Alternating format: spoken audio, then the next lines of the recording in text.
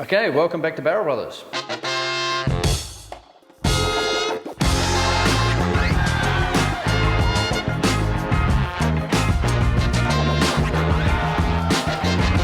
The Skid Factory are doing a pretty cool sort of a Hulkosuka at the moment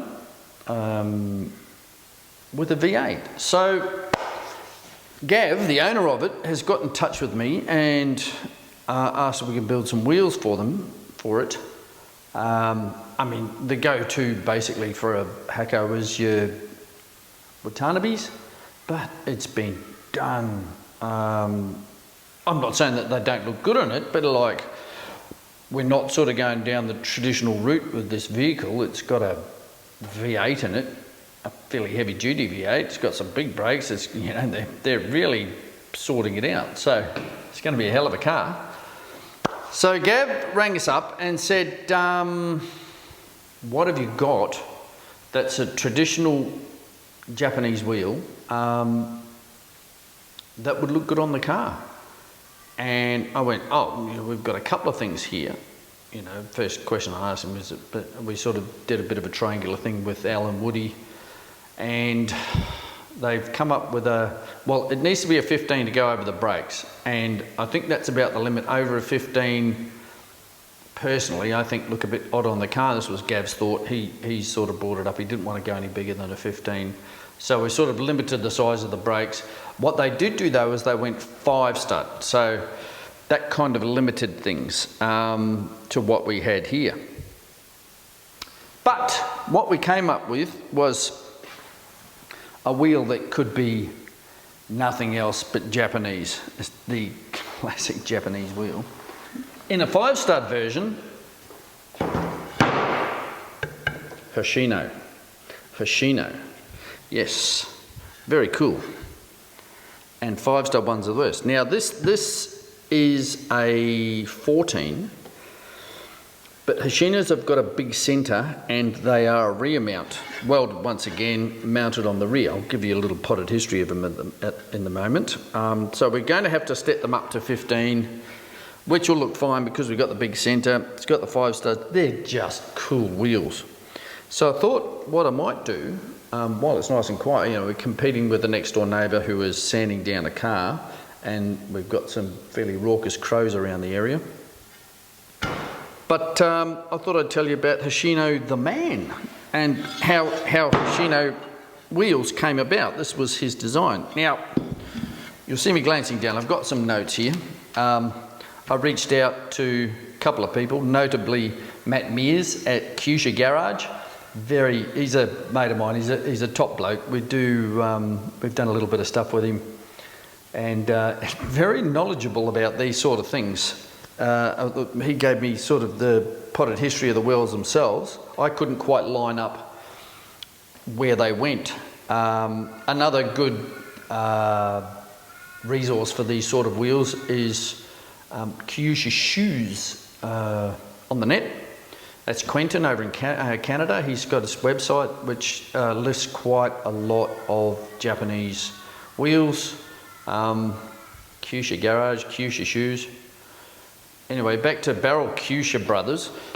So, the man himself, Kazuyoshi Hoshino, he actually started in the 60s as a motocross racer for Kawasaki in 68, ran championships in 68, but 69 he switched to the cars for Nissan, the factory team. Interestingly, his nickname is the fastest man in Japan, or the fastest guy in Japan, which is, you know, it's a talented man, like on wheels, I've got to say. Anyway, he won some championships at motocross, and then at Nissan, they won some championships and whatnot. But in 1980, he started Impel, which of course makes all sorts of, you know, Impel wheels, and they made sort of kits for Nissans going right back. His Impel stuff's really cool. If you can find this old gear for your Nissan, they ended up making complete cars. I think the R31s. I'm not sure if they did the DR30, but they definitely did an Impel R31. when I started this, I had an HR31 Skyline, and I had a 260k dash. I mean, the standard dashes only go to 180 kilometres an hour, but the impulse one went to 260, which I found and put in the car, which is very cool. So, in 1980, he started impulse wheels, and the first one he did is similar to this. All right, this is a DO1. This is actually a DO1 silhouette.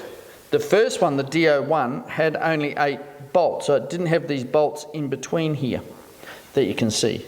So, metal cap, that was the DO1, all welded in the back. If you have a wheel that looks like this with the slot for the logo, for the Hoshino logo, and it's not welded in the back, unfortunately you've got a fake.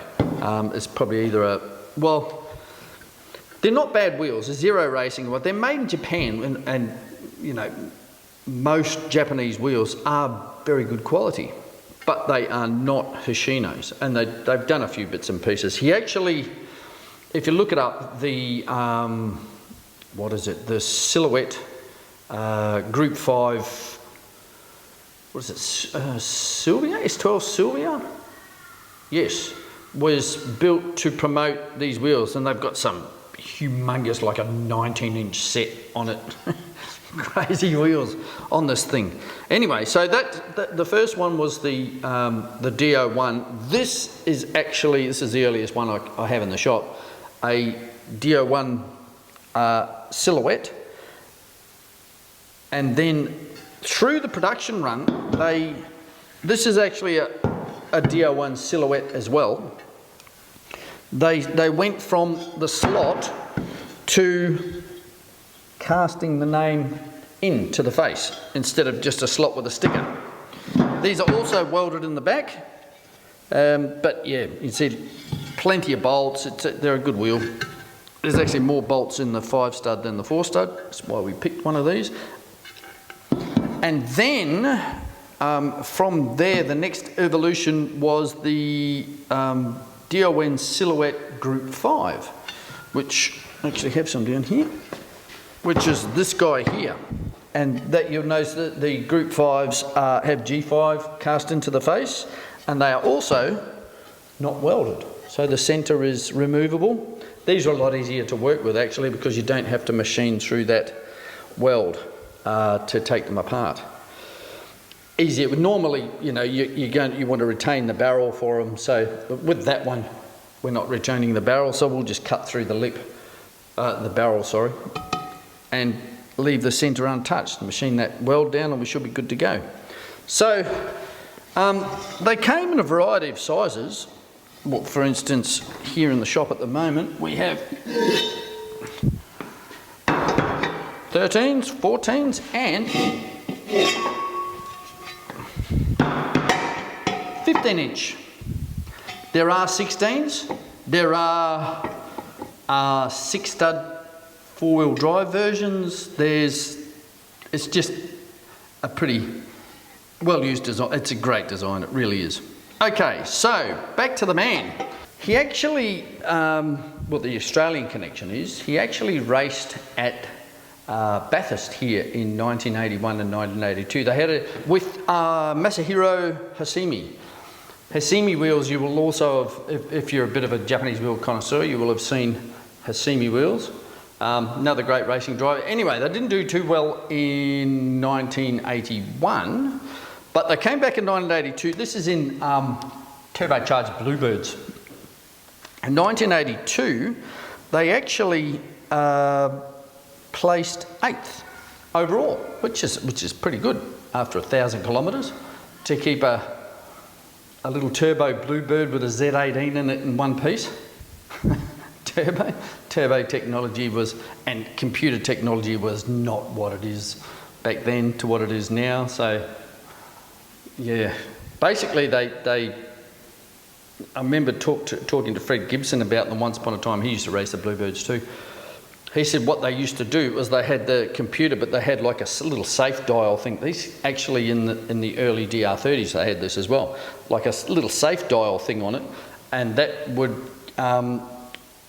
adjust the injector pulse width. So basically they get it out on the straight somewhere at whatever racetrack, and they just dial that pulse width up until the engine ran smooth. And that's how they did it, which is fabulous. Oh, the other thing I didn't tell you, with the DO1s, the early ones, the cap and the Hoshino name on it was silver.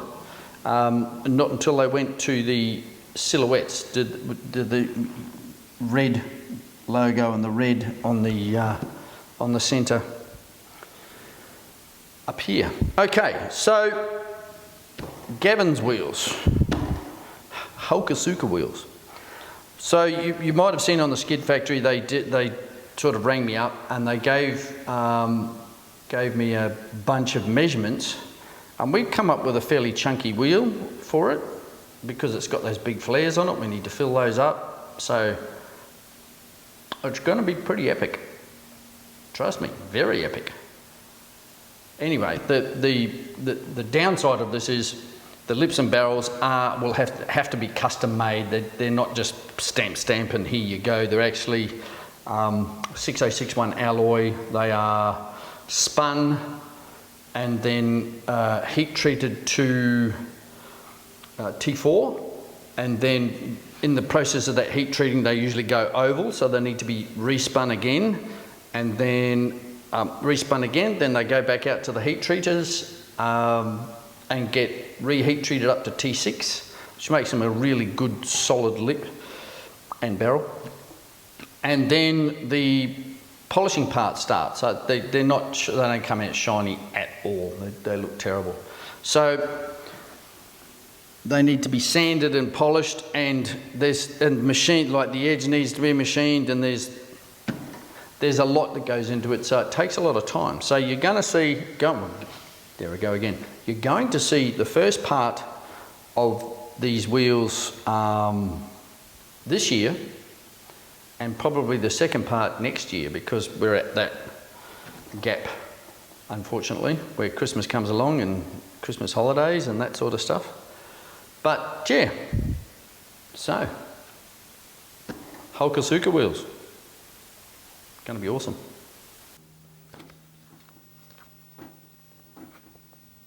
Nothing about wheels in here at all.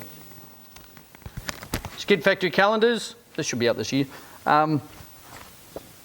Boys have got a calendar out. The only drama is you've got to go all the way to August to get president picks. They apologise for not doing the whole calendar of president picks, but you know, they've got other guys that have got, you know, cool cars, I suppose, compared to the president. Struth. But yeah, president's in there. Legends. Okay, go to the website, $30 a piece, they'll post them out. Go and get one. Help the boys out. All right. In president news, I had noticed that the president was kind of hanging on to first a little bit longer than usual. And then it started juddering in reverse. I put it in reverse and it did judder. So I thought, all right, something's up here. So I took it round the corner to our gearbox guys, and he took it for a drive and he said, look, I know why it's not, why it's hanging on to first for so long, and that's because it's not changing into second, it's changing into third. It does use second sometimes, but it slips. So apparently reverse and second are on the same drum. I'm not 100% sure if that's how it is. Anyway, so on Monday it's going around to have the gearbox pulled out and get it rebuilt. It's basically the same gearbox as what was in the 260C, the Cedric, before we put the 4-speed in. And you can't really put a 4-speed in this one because that extra gear, or the overdrive, is actually in the bell housing. Because of this, how it sits, the bell housing is only about that long, it's really short. So it needs a bit of a fix-up. Reverse and second on the same drum, apparently. I think that's right. Anyway, that's where it's going on Monday to get some gears back. But Hulkosuka wheels. So we still haven't got lips and barrels, which do take a little bit of time to sort out. What we're going to do is chop these guys up, so we don't have to do the usual. Usually with these, they're a bit of a pain. When you're doing a relip on these, you want a wider lip. You've got to cut into, to get that weld done, you've got to cut into the two things that you want to keep, and right on the spigot, which is difficult. So you've got to cut through that weld into the barrel and the centre. So what we tend to do, yeah, there's a way we do it, but it's tricky. You still want some spigot there to keep everything lined up. In this case, I don't really care. We're going to zap all the bolts out. We'll just hack everything off and then chuck it in the lathe and cut back to the spigot. And then the centre, we can dunk and blast them. Get all the paint off, and then it's basically back to waiting for lips and barrels.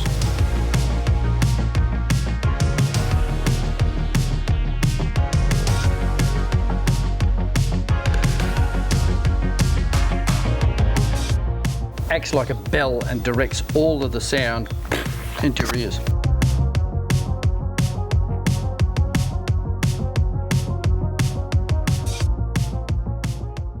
The amount of corrosion on that happens when you leave things sitting in a paddock for years.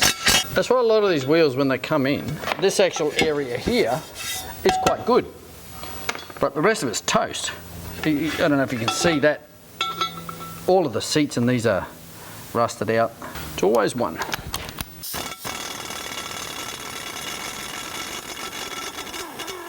Are you going to come out or not? There we go. We'll get those seats out next. I tell you, if there was a market for rust, I'd just about have the market cornered. Actually, while we're on the subject of rust, shout out to Dan over in Japan with Wasabi Cars, a worthwhile channel to go and have a look at. Some of the rusty cars that he finds are amazing. Well worth your while.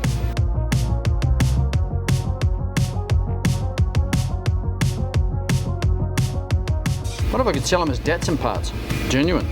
They've got the right rust on them, the right amount of rust, like it's 3/4 of the way rusted through.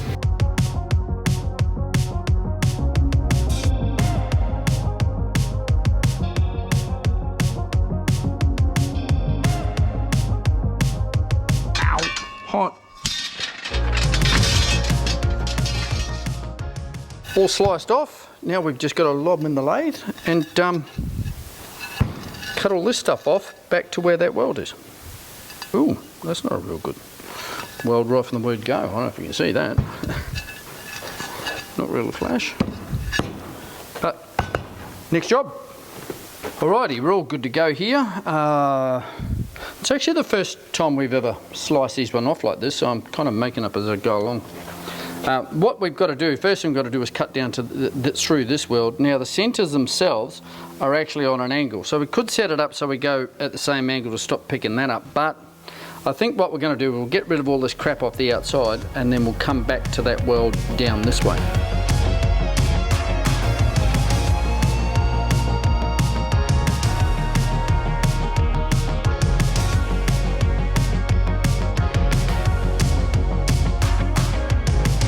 First one's off.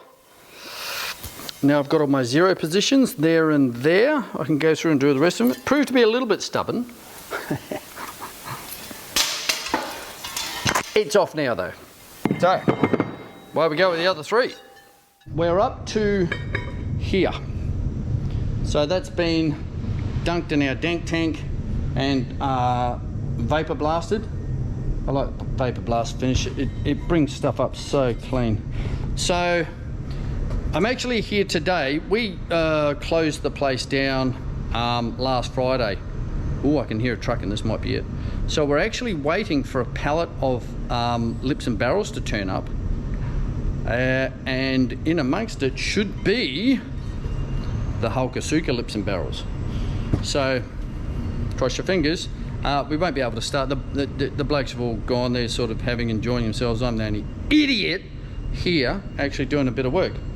But if they're here, great. we can make a start on them at least.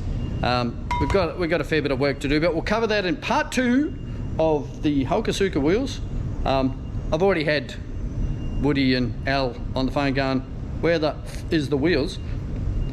You know, it takes a while to make custom lips and barrels, because they're not just ba-bam, ba-bam, and here you go. They are spun. They start off as a flat sheet. They get spun into a particular shape, and this it's a custom shape in this one. Then from there, they get spun up, then they go to the heat treaters and get hardened to T4. Now that's important. They get hardened twice. They only go to T4 for the first one because they go oval. Then they've got to come back and be respun into shape, and then there's a bit of machining that goes on as well. Then they go out to the heat treaters again and get hardened up to T6. So really good quality. This is all 6061 alloy. So then they come back, and they used to get polished up to a certain point and then sent to us, and then from there we would sand and polish them. But the polisher that our spinners was using has decided to call it a day suddenly, and this pallet worth of stuff here, I don't know if it's turning up polished or if it's turning up raw, and we don't really have the space to do all of that polishing here, that first stage polishing. So I'm going to have to find someone local to do the job. I've got some guys in mind. I bounced it off them once before, but I think I can get them over the line this time. But yeah, so there's still a fair bit of work in these things to do, but once it's the lips and barrels that take all of the time. Once we got those, then we can get stuff done pretty quick. So thanks for watching. See you in part 2 of the Hulkosuka wheels. Have a good one.